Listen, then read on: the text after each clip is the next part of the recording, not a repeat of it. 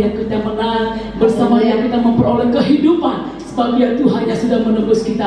Ku menang bersama Yesus Tuhan. Haleluya.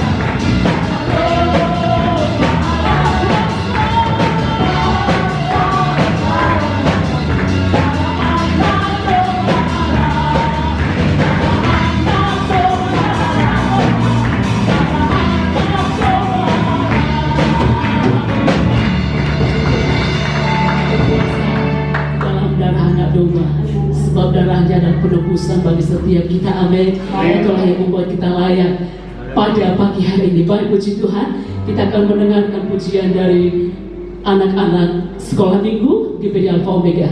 Mari waktu dan kesempatan kami berikan.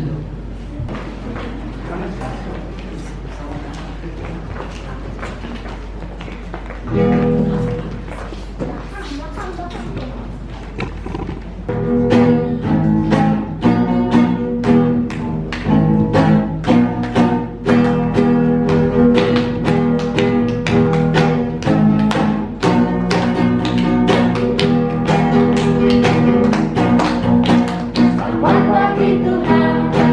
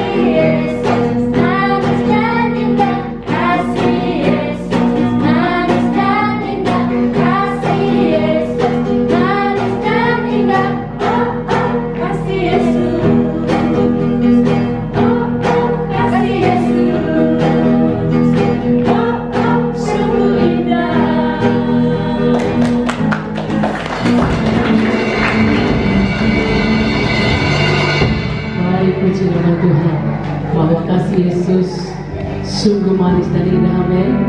Saya percaya setiap kita juga, baik orang tua, dewasa, merasakan kasih Yesus yang sungguh indah dan luar biasa. Amin.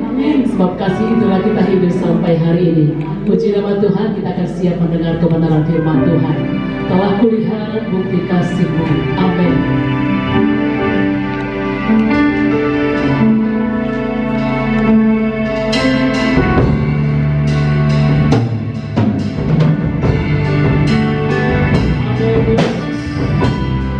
Mari Bapak Ibu kami berdiri bersama-sama memuliakan Tuhan.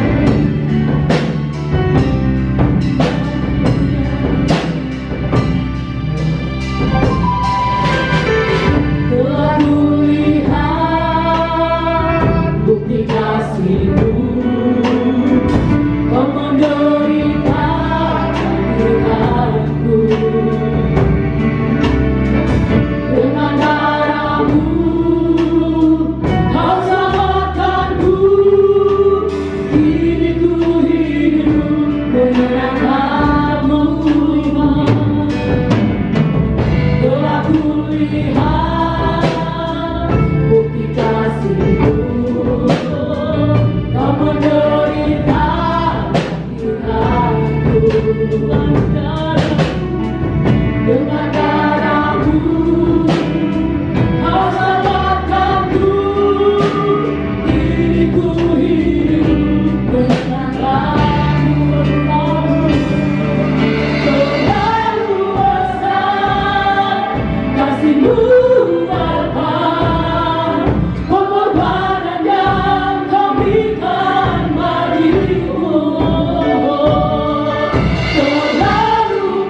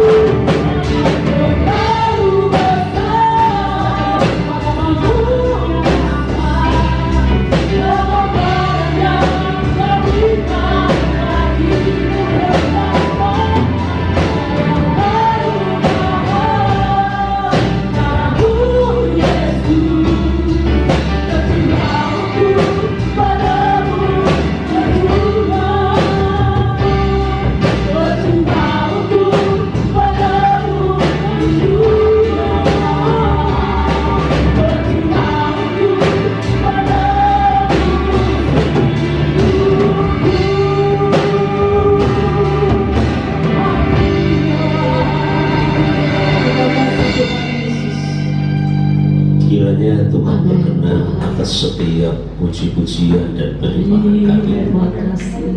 Kiranya nama Tuhan dipermuliakan. Amin, amin. Dan Tuhan bersukacita atas setiap kami pada hari ini. Tujuan kami hadir berdiri di hadapan Tuhan adalah untuk memuliakan dan menyukakan hati Tuhan. Kami mendambakan ibadah yang membuka pintu surga, di mana malaikat-malaikat mendengar kami beribadah dan bergabung bersama-sama kami beribadah kepada Tuhan, sehingga ada pujian di bumi, ada pula pujian di surga. Nama Tuhan dipermuliakan. Saatnya bagi kami untuk membuka hati dan telinga kami terhadap setiap kebenaran firman. Kami rindu Tuhan melawat kami lewat firman-Mu, memulihkan kami dan membaharui kami melalui setiap kebenaran-Mu. Kami mempercayai perkataan-Mu hidup dan berkuasa. Sementara kebenaran-Mu kami dengar, kami renungkan, kami percaya Roh bekerja dan memulihkan kami semua. Pakailah hamba-Mu yang sederhana dan penuh keterbatasan ini untuk menyampaikan maksud-maksud Tuhan bagi setiap jemaat-Mu. Kami mengucap syukur dan siap duduk diam mendengarkan firman Allah dalam nama Tuhan Yesus Kristus. Haleluya. Amin. Puji Tuhan. Silakan duduk saudara yang dikasihi Allah. Baik, salam semuanya.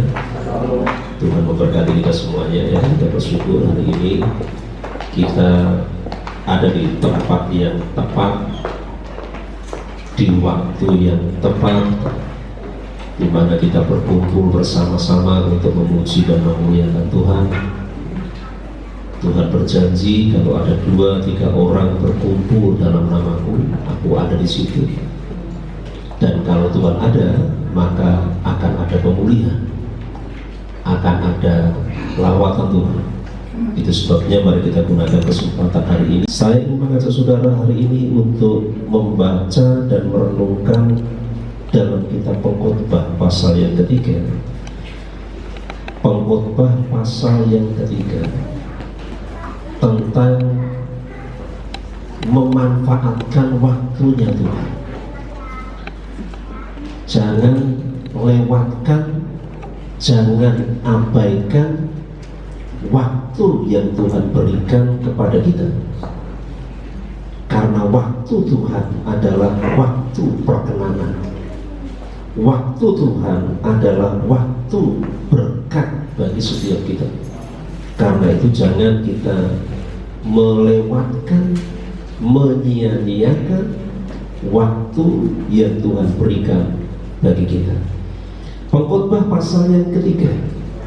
Saya ingin mengajak saudara membaca mulai ayat yang pertama sampai ayat yang ke-15. Pengkhotbah pasal 3 ayat 1 sampai ayat yang ke-15.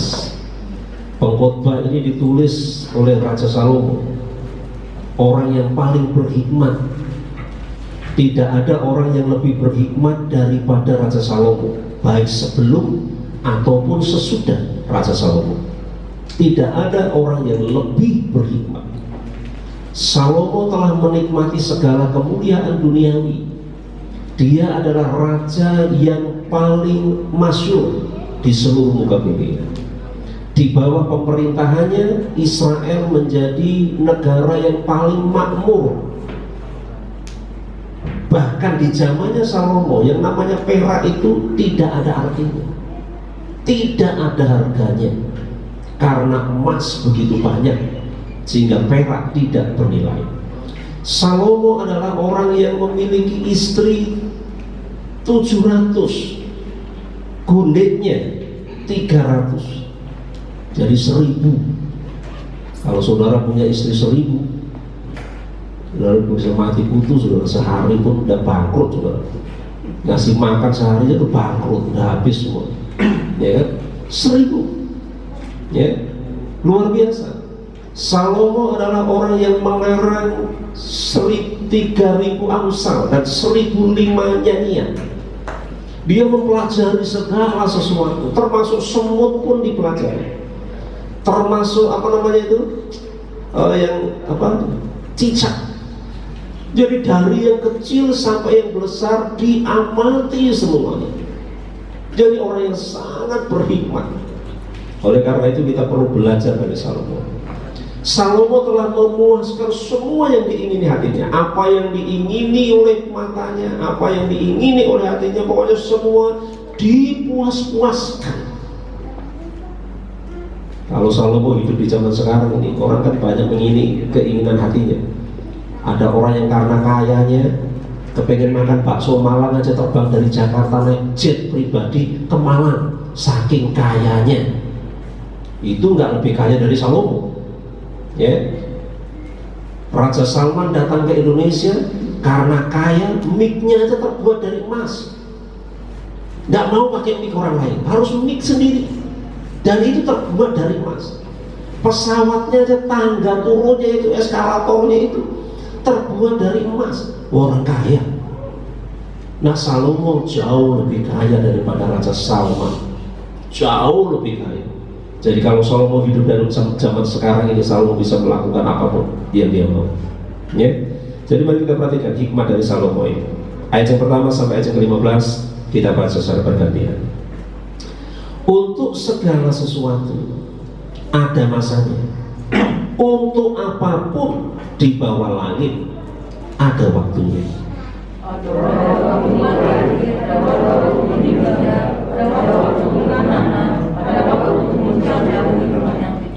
Ada waktu untuk membunuh, ada waktu untuk menyembuhkan. Nah, kalau perang itu membunuh, waktu membunuh, menyembuhkan di rumah sakit, ya. Ada waktu untuk merombak, ada waktu untuk membangun. Ada waktu untuk menangis, ada waktu untuk tertawa, ada waktu untuk menatap, ada waktu untuk menangis. Ada waktu untuk membuang batu, ada waktu untuk mengumpulkan batu. Ada waktu untuk memeluk, ada waktu untuk menahan diri dari memeluk. Ada waktu untuk mencari, ada waktu untuk membiarkan hati, ada waktu untuk menyimpan, ada waktu untuk membuang. Ada waktu untuk merobek, ada waktu untuk menjahit, ada waktu untuk berdiam diri, ada waktu untuk berbicara. Ada waktu untuk mengasihi, ada waktu untuk membenci, ada waktu untuk berperang, ada waktu untuk damai. Ada waktu. Apakah untungnya? Perhatikan pertanyaannya. Kalau semua ada waktunya itu, kemudian Salomo bertanya, apakah untungnya pekerja dari yang dikerjakannya dengan jerih payah? Aku mengambil pekerjaan yang dikerjakan Allah kepada anak-anak manusia untuk melakukan diri. Ia membuat segala sesuatu, perhatikan, ia membuat segala sesuatu indah pada waktunya, pada waktu yang telah Tuhan tetapkan itu. Bahkan ia memberikan kekekalan dalam hati mereka. Tetapi manusia tidak dapat menyelami pekerjaan yang dilakukan Allah dari awal sampai akhir. Aku tahu bahwa mereka tidak ada yang lebih baik daripada ketika dan menikmati kesenangan dalam hidup mereka. Dan bahwa setiap orang dapat makan, minum, dan menikmati kesenangan dalam segala jerih payahnya. Perhatikan kata jerih payahnya di situ. Ya, kalau nggak berjerih payah ya jangan makan, jangan minum. Itu juga adalah pemberian Allah. Aku tahu bahwa segala sesuatu yang dilakukan Allah akan tetap ada berkesudahan. Itu tidak dapat bertambah dan tidak dapat dikurangi. Allah membuat demikian sesuai kebiasaan katanya. Iya, tanah itu dikerjakan oleh orang dari generasi ke generasi. Ya, ditanami singkong, ditanami padi, ditanami macam-macam. Ada yang menggunakannya untuk membangun apartemen, membangun hotel dan sebagainya, macam-macam di tanah yang sama. Ya, tanah ini beberapa tahun yang lalu barangkali sawah, tapi sekarang adalah gedung gereja. Kita nggak tahu 20 tahun ke depan ini jadi apa, bisa jadi apartemen barangkali, atau bisa jadi sawah kembali, kita tidak tahu. Ya, tapi tanah ini tidak pernah bertambah, dikerjakan terus tapi tidak pernah berkurang, tidak juga pernah bertambah. Itu maksudnya ayat yang ke-14 ini. Ya, nggak pernah berkurang, tidak pernah bertambah. Tanah itu tetap ada. Yang sekarang ada, dulu sudah ada, dan yang akan ada sudah lama ada. Dan Allah mencari yang sudah lalu. Jadi yang sekarang ada, dulu sudah ada. Ya, selalu ada. Nah, perhatikan baik-baik, ini tentang waktunya Tuhan, bahwa segala sesuatu ada waktunya. Dan ini yang menetapkan adalah Tuhan. Manusia tidak dapat menetapkan apapun. Manusia bisa mengusahakan. Adam dan Hawa diciptakan oleh Tuhan di Taman Eden, ditempatkan Tuhan. Taman Eden adalah tempat yang diciptakan oleh Tuhan. Tanahnya, sungainya, pohonnya, semua Tuhan yang menciptakan. Bukan Adam dan Hawa. Tapi Adam dan Hawa ditempatkan oleh Tuhan untuk mengusahakan, memelihara, dan mengusahakan taman itu. Ya, memelihara dan mengusahakan taman itu. Tapi bukan menambahi, bukan mengurangi, bukan menciptakan yang lain. Hanya mengerjakan, garap istilahnya. Saya ingin belajar hari ini, mengajak kita untuk belajar tentang memanfaatkan waktu yang Tuhan berikan bagi setiap kita. Salomo mendaftarkan kesimpulannya itu dengan berbagai macam contoh. Ayat yang pertama itu kan kesimpulan Salomo. Untuk segala sesuatu ada masanya. Untuk apapun di bawah langit ini ada waktunya. Itu konklusi Salomo. Itu kesimpulan Raja Salomo. Lalu ayat yang kedua dan seterusnya sampai ayat yang ke-8 itu adalah contoh bahwa untuk segala sesuatu itu ada waktunya. Ayat yang kedua contohnya, ada waktu untuk lahir, ada waktu untuk meninggal. Saudara, kita ada hari ini karena kita pernah dilahirkan. Nggak ada kita yang ada di sini tanpa melalui proses dilahirkan. Kita tidak keluar dari dalam tanah. Kita tidak keluar dari dalam tembok. Kita tidak ada dengan sendirinya turun dari langit. Tidak. Kita semua ada karena kita dilahirkan. Banyak orang begitu care dengan kelahirannya. Diingat terus hari kelahirannya. Setiap tahun dirayakan dengan meriah. Terus diingat hari kelahirannya. Ya, bahkan ada teman-teman yang malam hari itu setelah jam 12, karena itu sudah tanggal baru. Jam 12 lebih 1 menit sudah dikasih kejutan. Istri dikasih kejutan suaminya. Tengah malam dibangunkan bawa kue. Panjang umurnya, panjang umur. Masih tidur. Kalau saya marah, untuk apa bangunin malam-malam? Bikin ngantuknya hilang saja. Tidak perlu seperti itu. Tapi ada orang yang begitu care dengan hari ulang tahunnya, begitu perhatian dengan hari ulang tahunnya. Dirayakan dengan mewah, dirayakan di hotel, dirayakan dengan pesta besar, dirayakan dengan acara-acara yang spesial. Orang begitu perhatian dengan hari kelahirannya. Tapi pertanyaannya, pernahkah kita peduli tentang hari kematian kita? Kalau kita begitu perhatian dengan hari kelahiran kita, pernahkah kita memikirkan bahwa satu saat kita akan mati? Karena Allah sudah menetapkan ada waktu untuk lahir, ada waktu untuk meninggal. Nah, kalau kita begitu peduli dengan waktu lahir kita, apakah kita juga peduli dengan hari kematian kita? Ada banyak orang yang tidak peduli dengan hari kematiannya. Padahal hari kematian itu bukan akhir hidup kita. Tidak.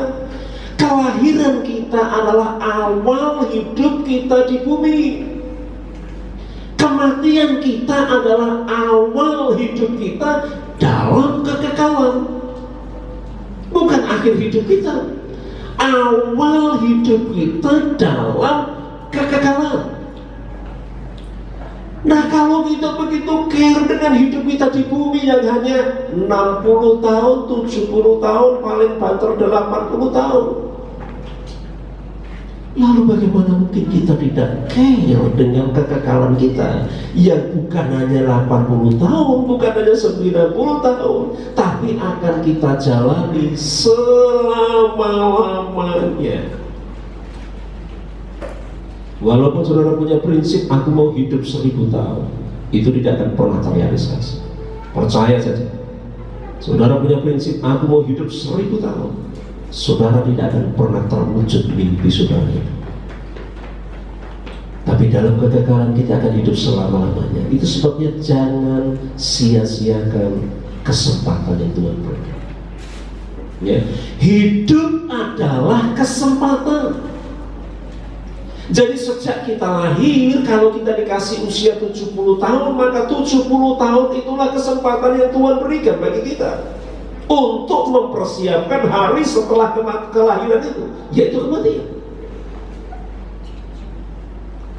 Kalau kita dikasih waktu 80 tahun, maka 80 tahun itulah kesempatan yang Tuhan berikan bagi kita. Untuk apa? Untuk menyongsong hari kematian kita.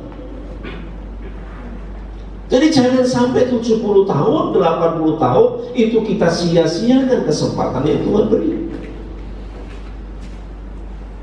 Ada waktu untuk menanam, contoh yang lain. Ada waktu untuk mencabut yang ditanam.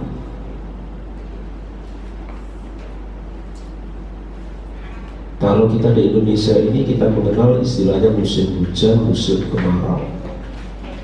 Ya, di Indonesia dua musim, musim hujan, musim kemarau. Musim hujan itu waktunya untuk menanam. Bukan petani yang menciptakan musim hujan. Tuhan yang menurunkan hujan itu Tuhan. Yang menetapkan waktu musim hujan. Saya kurang tahu kalau sekarang itu bulan apa sampai apa, nggak jelas sekarang ya. Musim hujan, bikinlah bulan Oktober sampai Maret. Itulah waktu hujan. Banyak hujan di situ. Yang menetapkan siapa? Tuhan. Kita nggak bisa geser. Tuhan mulai sekarang, saya mau musim hujan saya adalah Januari sampai Agustus.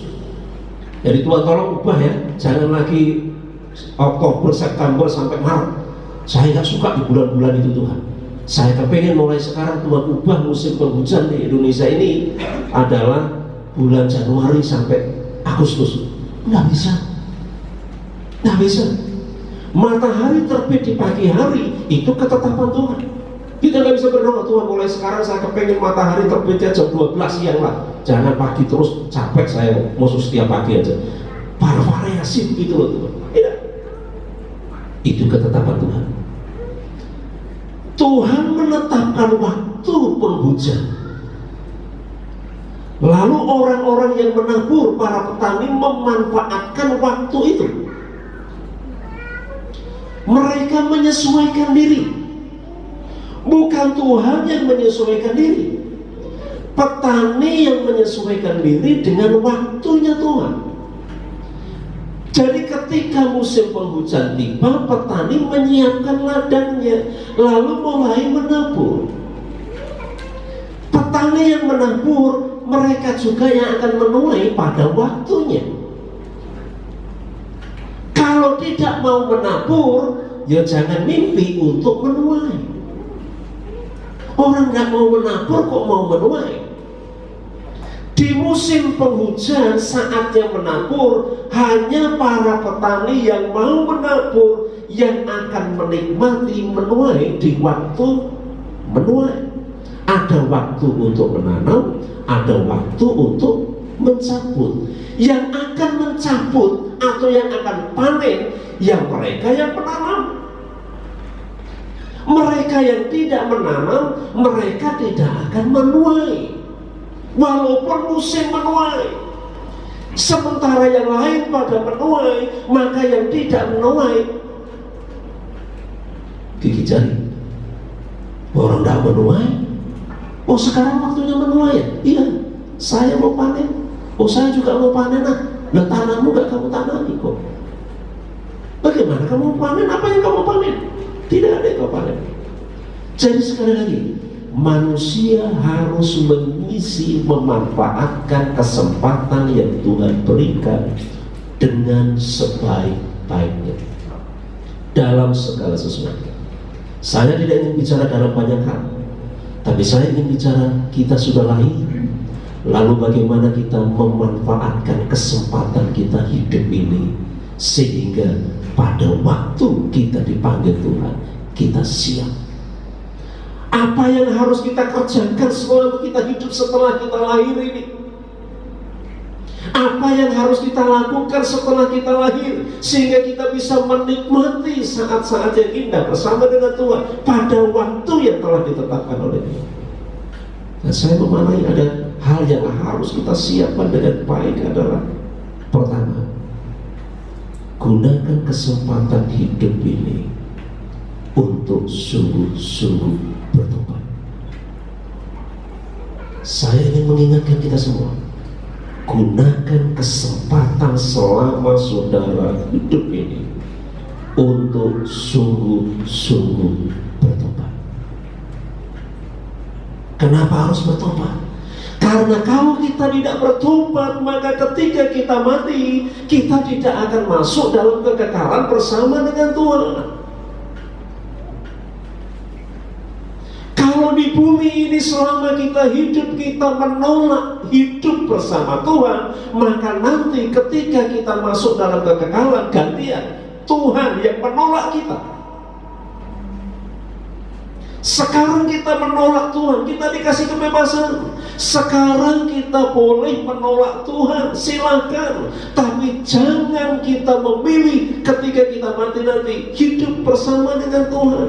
Yesus berkata, barang siapa malu mengakui aku di bumi ini, maka kelak aku juga malu mengakui dia di depan Bapa.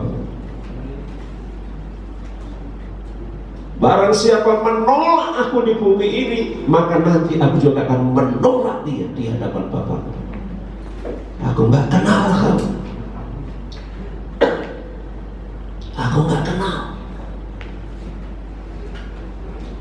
Gunakan kesempatan ini, karena ini yang sangat penting. Krusial. Kekristenan adalah ini tujuannya, bukan untuk hidup di dunia ini. Menjadi Kristen bukan untuk menikmati hidup duniawi yang sementara ini. Saya sering menegaskan dari mimbar Tuhan yang kudus ini, Pak, saya kepengen diberkati, Pak. Oh, oke. Oke. Pak, saya kepengen disembuhkan. Oke. Pak, saya di bumi ini kepengen semuanya berjalan dengan baik, Tuhan sertai, Tuhan tolong. Oke, sah saja. Tapi saya katakan itu bukan tujuan akhir kekristenan kita. Itu bonus. Itu bonus. Jadi kalau saudara mengiring Tuhan disembuhkan, itu bonus. Saudara mengiring Tuhan diberkati, itu bonus. Saya selalu menegaskan ayat ini ya dalam 1 Korintus pasal yang ke-15. 1 Korintus pasal yang ke-15. 1 Korintus pasal yang ke-15, ayatnya yang ke-19. 1 Korintus pasal yang ke-15 ayat 19. Jikalau kita hanya dalam hidup ini saja menaruh pengharapan pada Kristus, hanya dalam hidup ini saja loh ya, maka kita adalah orang-orang yang paling malang. Kasihan. Saya kepengen diberkati, Pak. Kalau nggak diberkati, lalu nggak mau mengiring Tuhan. Nggak diberkati, percuma mengiring Tuhan.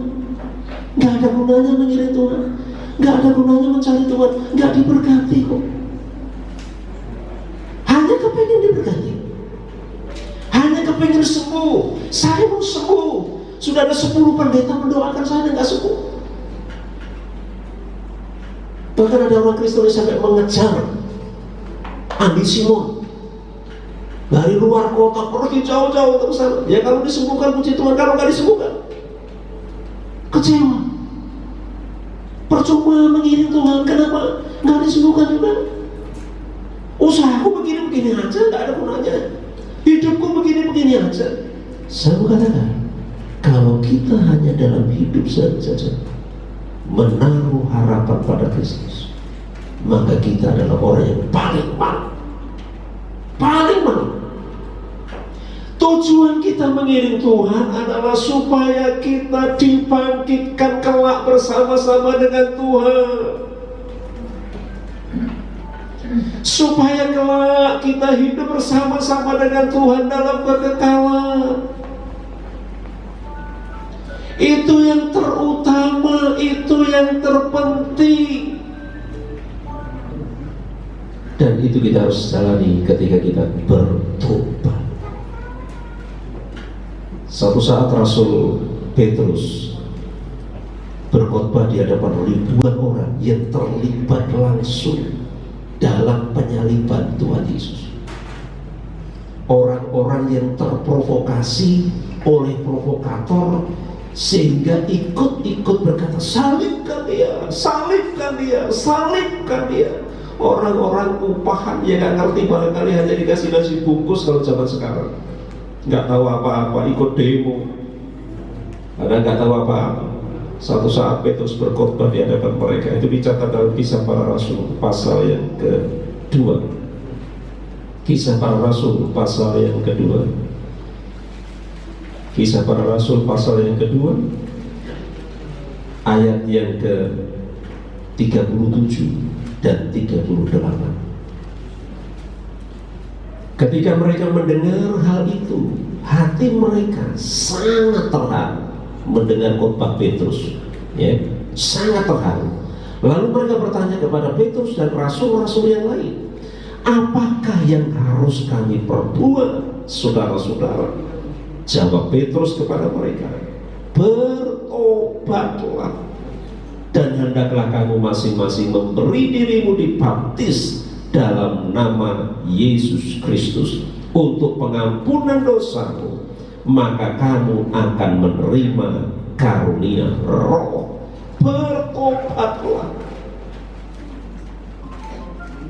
Saudara, gunakan kesempatan hidup ini.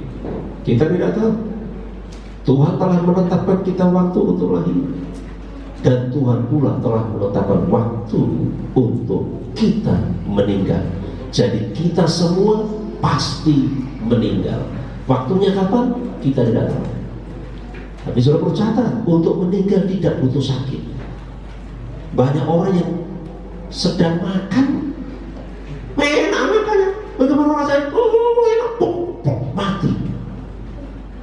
Sedang makan ini, mati. Nggak sakit, mengejutkan.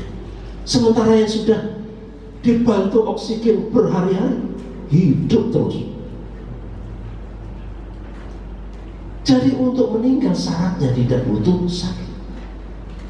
Jadi jangan pikir kalau kita sehat, masih lama saya mau sehat, gula darah saya normal, tensi saya normal, mau sehat seger, saya merasa nggak ada yang terganggu dalam diri saya. Sehat, masih lama, belum tentu. Mohon maaf, belum tentu. Ya. Untuk meninggal syaratnya tidak harus tua. Alkitab katakan 70 sampai 80 tahun. Saya kan masih 30, jauh masih 40 tahun. Nanti kalau sudah 69 tahun, 11 bulan baru saya bertobat. Banyak orang yang meninggal di usia jauh dari 70 tahun, masih muda belia. Ya, saya nggak perlu tesis untuk itu kan, untuk membuktikan itu. Kita sudah banyak dengar itu. Banyak orang meninggal masih muda, masih kecil. Jadi untuk meninggal tidak butuh tua. Sebaliknya yang tua itu sudah bongkok-bongkok, nggak mati-mati. Sudah pesan, sudah bikin wasiat, sudah bikin lubang kubur. Nanti makamkan saya di sini ya. Malah anaknya yang dipesan itu yang mati duluan. Orang tuanya yang sudah berpesan, sudah bongkok itu tidak mati-mati. Jadi siapkan diri kita untuk itu. Apa yang harus kita siapkan? Bertobat. Yang kedua, gunakan kesempatan kita selama kita hidup ini. Gunakan kesempatan untuk menikmati anugerah Tuhan. Masuklah dalam kasih karunia Allah. Kita punya akses, kita punya jalan untuk masuk dalam kasih karunia Allah. Sehingga di dalam kasih karunia Allah itu kita hidup dan kita menikmati kebaikan-kebaikan Tuhan. Istilah pengkhotbah tadi, makan, minum, dan sebagainya. Kita menikmati kebaikan-kebaikan Tuhan. Ini bicara hidup duniawi. Roma pasal yang ke-5. Kitab Roma pasal yang ke-5. Kita semua punya akses untuk masuk dalam kasih karunia Allah dan menikmati kebaikan-kebaikan Tuhan selama kita hidup ini. Roma pasal yang ke-5 ayat yang ke-2. Oleh Dia kita juga beroleh jalan masuk oleh iman kepada kasih karunia ini. Perhatikan, saya ulangi. Oleh Dia, oleh siapa? Oleh ayat yang pertama itu, oleh Yesus Kristus.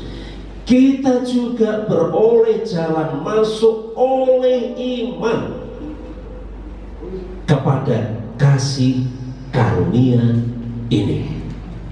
Oleh iman. Saya tadi malam tanya, Neta, siapa nama mama? Tati. Kok kamu tahu?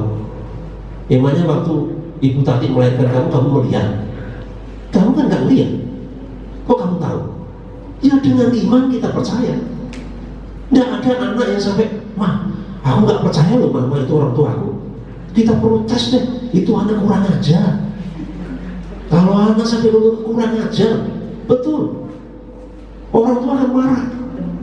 Kayaknya saya kok gak mirip mama ya? Wah, jangan-jangan mamaku orang lain lagi. Ayo kita ke rumah sakit, mah, tes DNA. Kita akan dikemplang oleh bau mentah orang tua kita. Gak sopan anak kok gak percaya orang tuanya. Gak perlu melihat. Demikian juga kita. Alam semesta ini ciptaan Tuhan. Dari mana kita tahu? Alkitab ngomong. Tapi kan kita gak lihat. Kita gak lihat waktu Tuhan menciptakan. Ya dengan iman. Iman itu harus menjiwai kita dalam segala hal, termasuk makan sekalipun harus dengan iman. Ya, banyak orang makan tidak dengan iman. Roma pasal 14, perhatikan, Roma pasal 14. Segala sesuatu harus kita jalankan dengan iman. Ayat yang ke-23, Roma pasal 14 ayat 23. Roma 14 ayat 23. Tetapi barang siapa yang bimbang kalau ia makan, itu loh, bimbang, makan bimbang, ia telah dihukum karena ia tidak melakukannya berdasarkan iman. Makan pun harus berdasarkan iman. Perhatikan itu, jangan menyepelekan itu ya. Dan segala sesuatu yang tidak berdasarkan iman adalah dosa. Bagaimana Pak saya makan dengan iman? Yang pertama, hadapi makanan yang saudara hadapi itu adalah berkat dari Tuhan. Sehingga saya berkata, terima kasih Tuhan, Engkau telah memberkatiku. Makanan di hadapanku ini adalah berkat dari Tuhan. Makanan di hadapanku ini adalah bukti bahwa Tuhan cinta sama saya. Terima kasih Tuhan. Kuduskan makanan ini. Kami akan makan Tuhan. Sehatkan tubuhku lewat makanan ini, sembuhkan sakitku lewat makanan ini. Jadi dengan iman. Kita percaya makanan itu bisa menyembuhkan kita, bisa menguatkan kita, bisa memulihkan kita. Itu dengan iman. Lalu kalau kita mengucap syukur, percaya itu dengan iman, kita makan dengan lahap, sukacita. Karena kita percaya itu berkat Tuhan. Tapi ada orang yang makan tidak dengan iman. Caranya bagaimana? Apa makanan hari ini, Mak? Di meja itu, lihat apa yang ada di situ. Ini lagi. Udah seminggu perasaan begini terus. Jengkel di sini, marah di sini. Mau makan, ini lagi. Sambil makan pun sudah gak sejahtera. Itu yang dia mesti dihukum. Hatinya gak damai, pikirannya gak tenang, gak happy. Yang makan ke dalam tubuh tidak nikmat rasanya, dan tidak akan menyembuhkan kalau seperti itu. Makan pun harus dengan dihukum. Habel, karena dia beriman, dia mempersembahkan yang terbaik, termasuk saudara membawa persembahan kepada Tuhan, itu harus dengan iman. Saudara membawa persembahan bukan untuk menyumbang Tuhan. Tuhan tidak butuh sumbangan kita. Saya berkali-kali sampaikan dari mimbar, kalau saudara tidak dengan sungguh-sungguh berkorban, tidak usah datang ke gereja bawa persembahan, tidak usah, datang aja, udah cukup lah, pulang tangan kosong, tidak apa-apa. Kalau nggak rela, karena kalau persembahan kita tidak dilakukan dengan iman, maka tidak akan diterima oleh Tuhan. Kain dan Habel, dua kakak beradik. Kain mempersembahkan tidak dengan iman, Habel dengan iman. Spiritnya adalah untuk menyenangkan hati Tuhan, untuk memuliakan nama Tuhan. Itu spirit orang beriman. Saya datang Tuhan, saya ingin menyenangkan Tuhan, saya ingin memuliakan Tuhan. Saya harap Tuhan, persembahanku yang kecil ini menjadi alat Tuhan untuk memperluas kerajaan. Itu dengan iman. Karena itu saya ingatkan pemuda remaja, anak-anak sekolah minggu, apalagi karena biasanya letak nakalnya di situ. Pengalaman pribadi waktu saya sekolah minggu juga pernah begitu ya. Dikasih uang 5.000, pakai jajan dulu 4.000, yang 1.000 baru dimasukkan ke kantong persembahan. Kalau dikasih 2.000 untuk jajan habis, masuk persembahan tangan kosong. Yang penting kelihatan atau nggak dilihat kan, agak ke dalam sedikit. Ada yang begitu. Di sini nggak ada.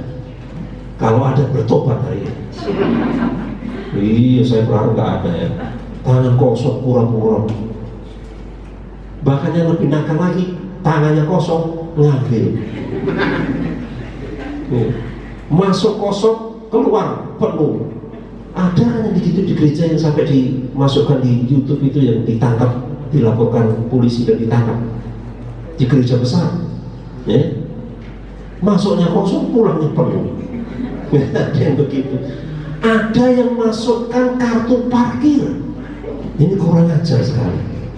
Ya, di mana? Di gereja kita. Tapi dulu orangnya sekarang mungkin sudah pergi kemana nggak tahu. Nggak ada di sini.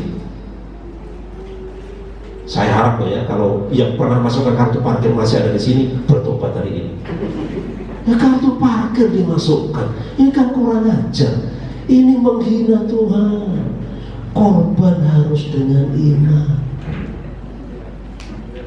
Orang benar hidup oleh iman. Nah saudara, kalau saudara menjalani segala sesuatu dengan iman, maka saudara akan mengalami mujizat Tuhan, akan mengalami kesembuhan, akan mengalami pemulihan, akan mengalami berkat. Di dalam Yesus ada kemenangan, di dalam Yesus ada berkat, di dalam Yesus ada mujizat. Itu semua kita lalui dengan iman. Oleh iman kita masuk dalam kasih karunia itu. Itu sebabnya itu yang perlu kita siapkan sekarang. Gunakan kesempatan yang Tuhan berikan hari ini. Ya, jangan tunda besok.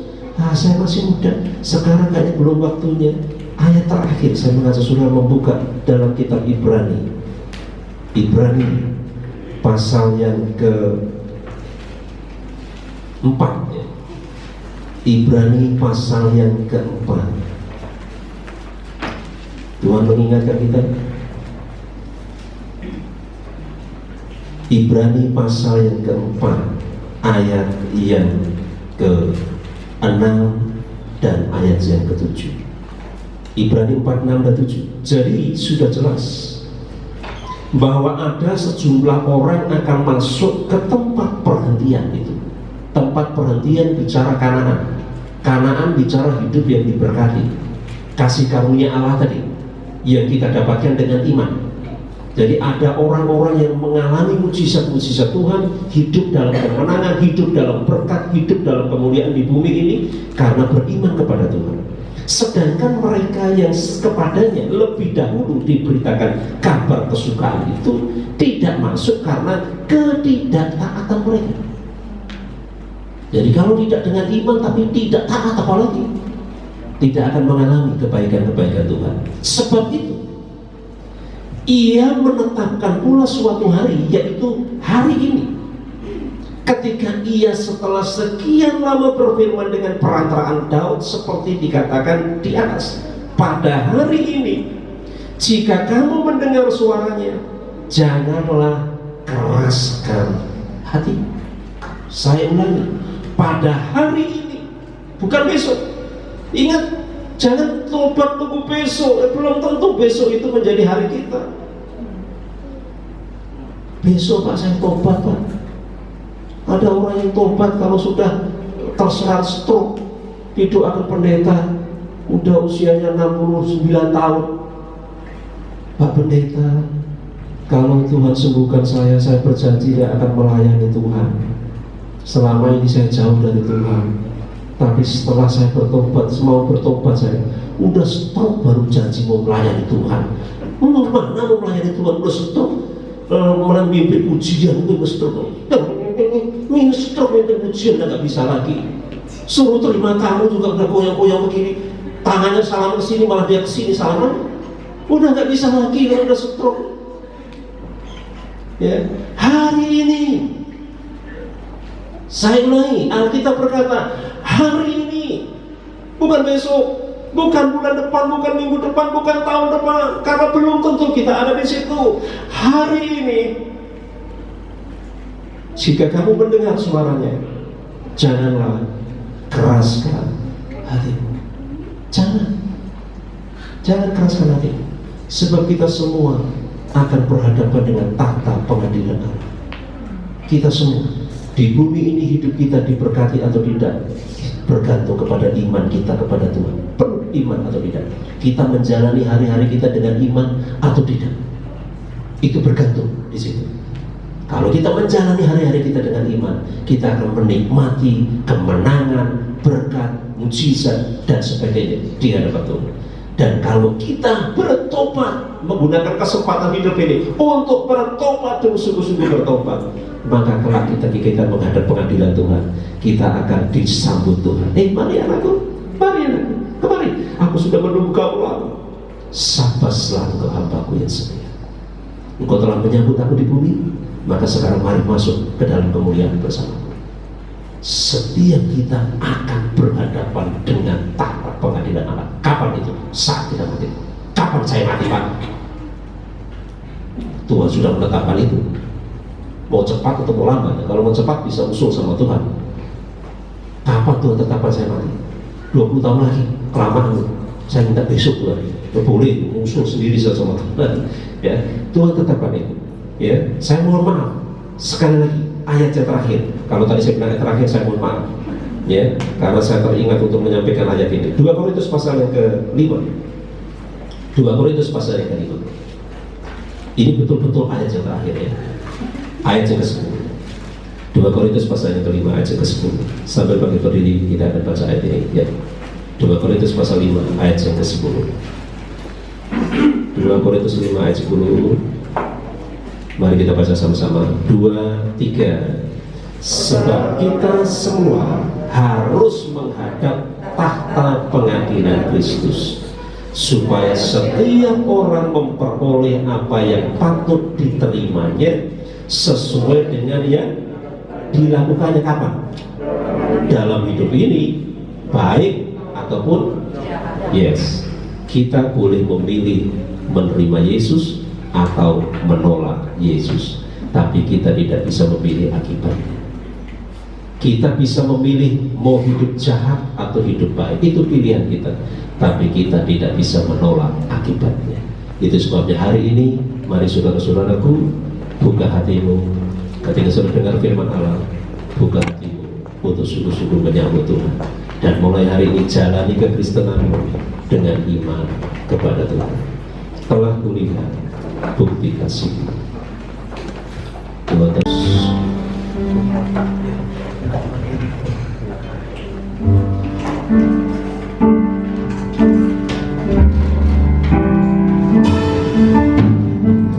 Telah kulihat bukti kasih-Mu, Kau menderita kehilanganku. Dengan darah-Mu Kau selamatkanku. Hidupku hidup menyenangkan-Mu. Telah kulihat bukti kasih-Mu, Kau menderita denganku. Dengan darah-Mu Kau selamatkanku. Hidupku hidup menyenangkan-Mu. Terlalu besar kasih-Mu Bapa, pengorbanan yang Kau berikan bagiku.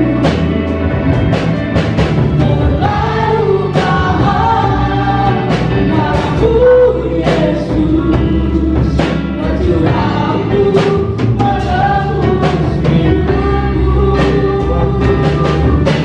Terlalu besar kasih-Mu Bapa, pengorbanan yang Kau berikan bagiku. Terlalu mahal darah-Mu Yesus, tercurah untuk menebus hidupku. Saudara kasih Tuhan, kebenaran firman Allah telah saudara dengar dengan jelas hari ini. Hidupmu adalah kesempatan. Selama kita lahir, maka suatu saat kita akan mati. Selama kita hidup, itulah kesempatan yang Tuhan berikan bagi kita. Nikmati kesempatan itu untuk menikmati kasih karunia Allah. Hidup dalam kemenangan, hidup dalam mukjizat, hidup dalam berkat. Caranya bagaimana? Kasih karunia Allah, saudara, nikmati dengan iman kepada Tuhan. Dan yang lebih penting dari itu, siapkan dirimu menjelang kematianmu, yang itu sudah pasti. Karena Allah sudah menetapkan itu. Jangan sampai kita menolak Tuhan selama hidup, sehingga nanti kita ditolak oleh Tuhan. Sekarang kita diberi kesempatan. Hari ini jangan keraskan hatimu. Sambut Yesus, percaya Yesus, sambut Yesus, dan imani Yesus. Itu yang harus kita kerjakan mulai saat ini. Dia sudah mati untuk kita. Dia sudah sangat mengasihi kita. Jangan sia-siakan kasih karunia. Siapkan hati untuk menikmati tubuh dan darah Tuhan. Kita akan pujian ini sekali lagi sambil menyambut itu.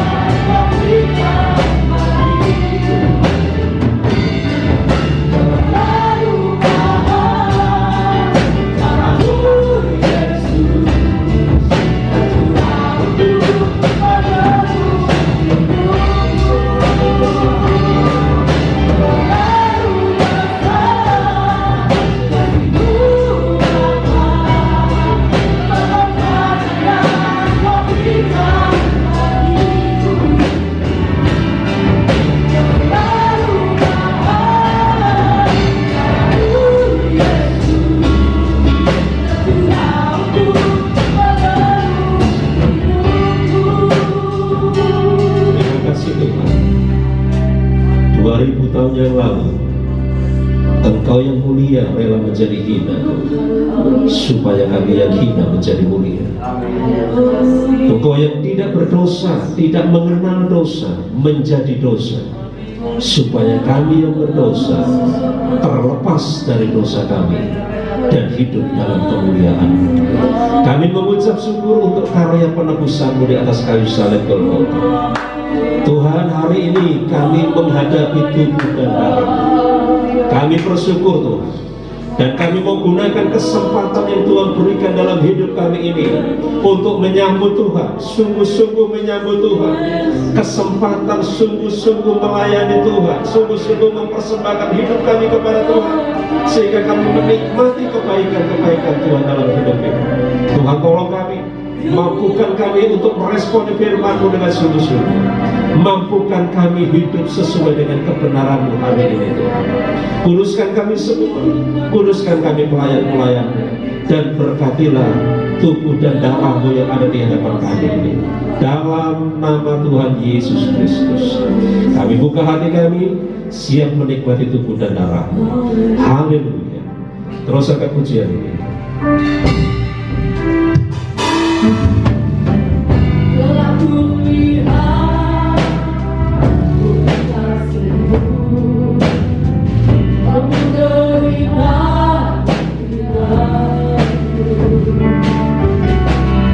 dengan darah-Mu, Kau selamatkanku, hidup menyenangkan-Mu. Telah kulihat bukti kasih-Mu, Kau menderita untukku. Dengan darah-Mu, Kau selamatkanku, hidup menyenangkan-Mu. Terlalu besar kasih-Mu Bapa,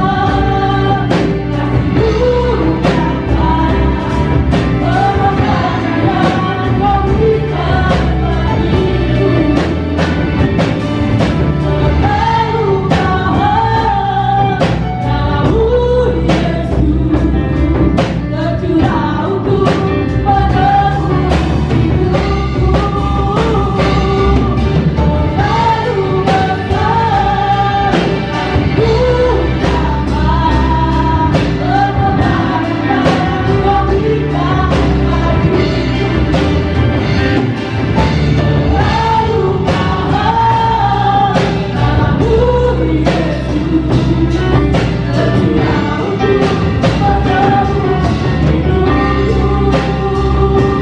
Terlalu besar kasih-Mu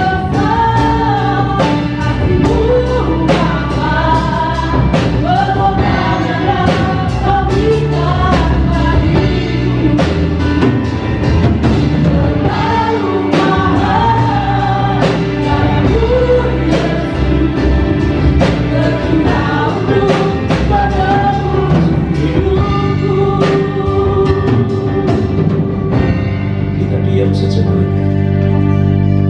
Masing-masing kita berbicara dengan Tuhan secara pribadi. Baharui komitmen pribadimu dengan Tuhan hari ini. Sebagai hamba Allah, saya mengharap setelah menabur firman, hatimu seperti tanah yang subur, siap untuk menerima kebenaran itu dengan sungguh-sungguh. Jangan keraskan hati, jangan keraskan hati. Ingat pesan Tuhan, jangan keraskan hatimu. Mulai hari ini, sambutlah Yesus dengan sungguh-sungguh. Percayalah dengan sungguh-sungguh kepada Tuhan, karena itu yang akan menyelamatkan jiwamu dan membawamu kepada kekekalan. Menolak Yesus di bumi, maka saudara akan ditolak Tuhan ketika kita masuk dalam kekekalan. Mulai hari ini jalani hari-harimu dengan sungguh-sungguh beriman kepada Tuhan. Orang benar hidup oleh iman. Kalau saudara sungguh-sungguh mengimani Tuhan, mengimani firman Allah, saudara akan hidup dalam kemenangan, hidup dalam mujizat, hidup di dalam berkat. Tuhan sudah melakukannya bagi kita. Mari sambut dengan sungguh-sungguh. Baharui komitmenmu hari ini. Jangan tunda besok, apalagi bulan depan, apalagi tahun depan. Hari ini, hari ini. Tuhan, di tangan kami ada tubuh dan darah. Kami bersyukur untuk pengorbananmu yang besar bagi kami. Kami tidak ingin menyia-nyiakan kasih karunia.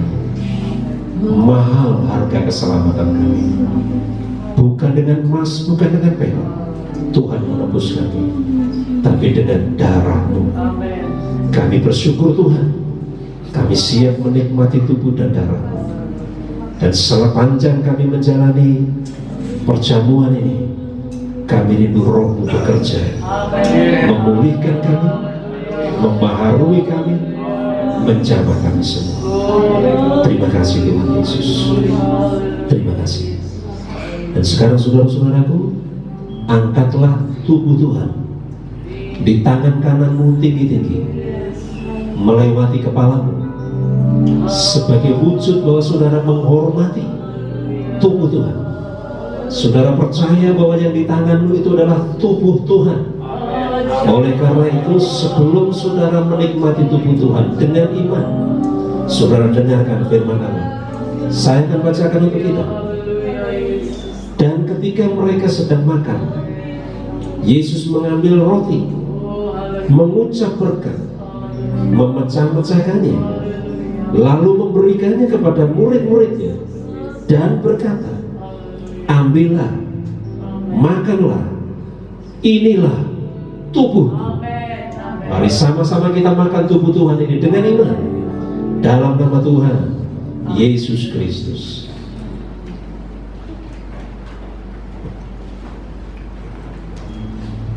Terima kasih Tuhan. Haleluya, haleluya Yesus. Haleluya. Terima kasih Tuhan Yesus untuk tubuhmu yang sudah terpecah-pecahkan, yang sudah kami nikmati hari ini. Sekarang angkat cawan Tuhan, darah Tuhan di tangan kananmu tinggi-tinggi. Saudara dengarkan firman Allah sebelum kita minum cawan Tuhan ini.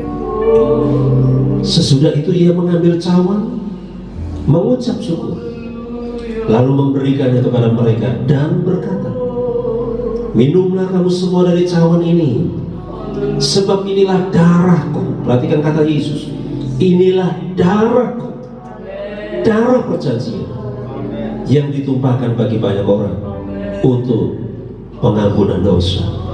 Saudara, mari kita minum darah Tuhan ini dengan iman dalam nama Yesus.